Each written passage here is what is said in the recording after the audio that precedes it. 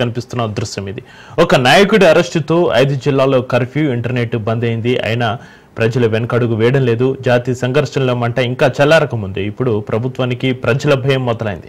మణిపూర్ రాజధాని ఇంఫాల్లో అరంబై టెంగోల్ ఏటి నాయకుడు కనన్ సింగ్ అరెస్టుకు నిరసనకారులు నిప్పంటించుకుంటామని బెదిరించారు.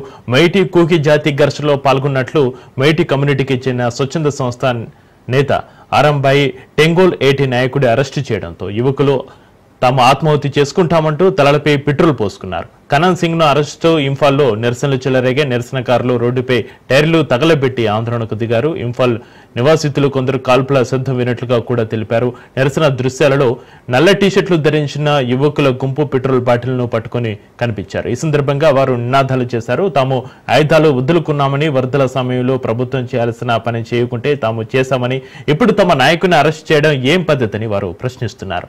చావనైనా చస్తాం కానీ అరెస్టు చేసిన నాయకుని వదిలిపెట్టాలని వారు డిమాండ్ చేశారు. ఫిబ్రవరి 2024లో అదనపు పోలీసు సూపరింటెండెంట్ మొయ్ రాంగ్థెమ్ అమిత్ ఇంటిపై కూడా దాడి. ఆ తర్వాత సీనియర్ పోలీసు అధికారి కిడ్నాప్ లో కనన్ సింగ్ ప్రధాన నిందితుడు.